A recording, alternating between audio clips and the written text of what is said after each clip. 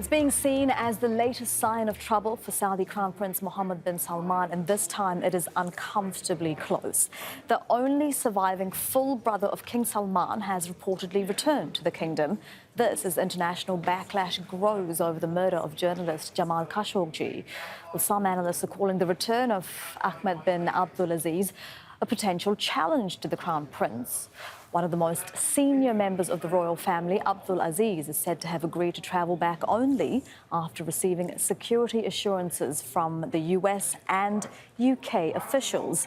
Media reports cite sources close to the Saudi royal family who say that Abdulaziz had been afraid to return after publicly challenging bin Salman on several occasions. Let's go now to our correspondent Zaina Khoda. She's joining us outside the Saudi consulate in Istanbul, where Khashoggi was killed.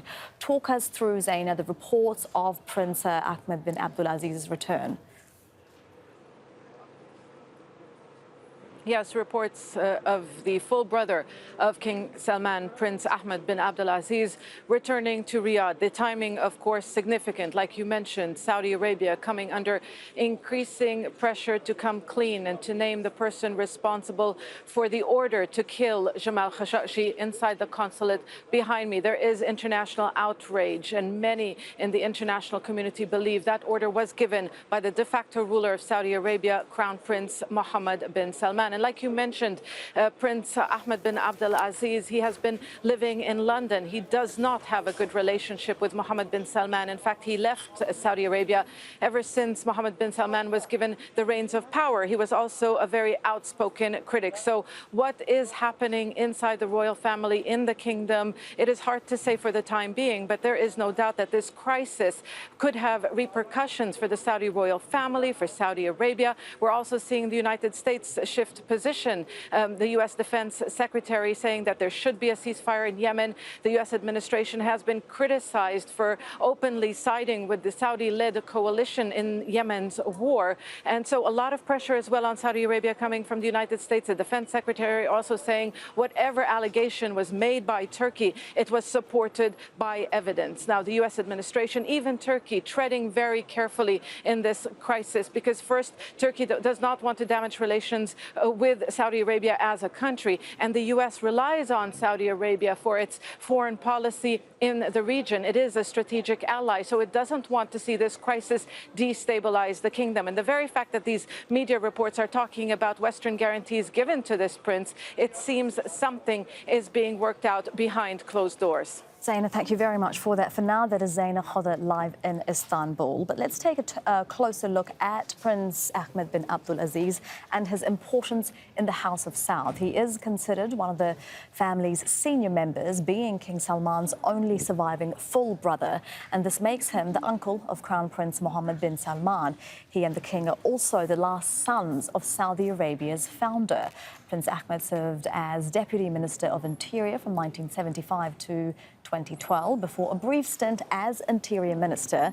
And that was a move many then saw as making him a candidate to rule the country, but that never came to fruition. He spent the past 6 years in retirement, mostly in London. Well, let's get more on this now. We're joined by Majub Zaweri, the director of the Gulf Studies Centre at Qatar University. Always a pleasure to talk to you, Mr. Zaweri. Is the reports of Prince Ahmed's return, if they are indeed true, is it a significant indication of manoeuvring within the royal family, do you think? I think this kind of move, it's hard to understand it without linking it to the killing of Jamal Khashoggi. This is one of the outcome of the consequence of the killing of Jamal Khashoggi. There was a serious pressure on the royal family in Saudi Arabia, on the Crown Prince himself. There is a serious critique to his foreign policy and his political behavior. And it's obvious that the two main, I would say, the UK and the United States, have decided to have a serious move. Let's remember, United Kingdom did know some information about the killing of Khashoggi pre the operation.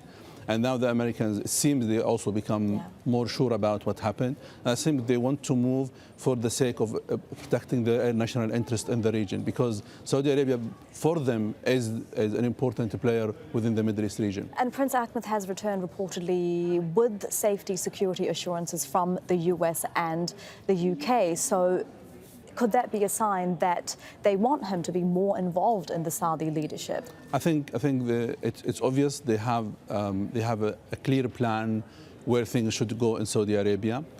This includes basically Saudi Arabia now before two main options. One is facing real political pressure, economic pressure from the international community, including the United States, and this will complicate the collaboration between the United States and Saudi Arabia when it comes to the war on terror and other, especially facing Iran now. Next month there will be another sanctions on Iran.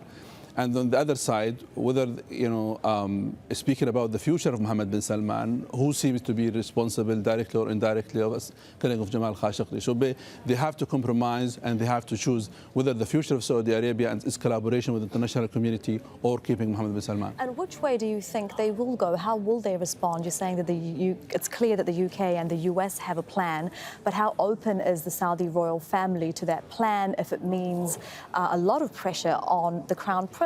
Will they protect him or impose some checks on his power? I think, the gesture to send Ahmad bin Abdulaziz to Riyadh itself means there is a change coming sometime soon.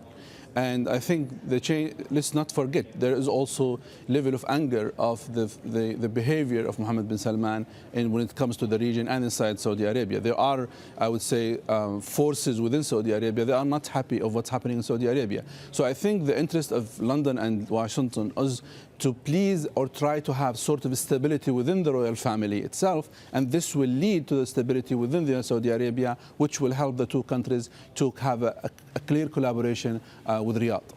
Mr. Zaweri, thank you very much for your time and your expertise on this. That is Majub Zaweri. Thank you.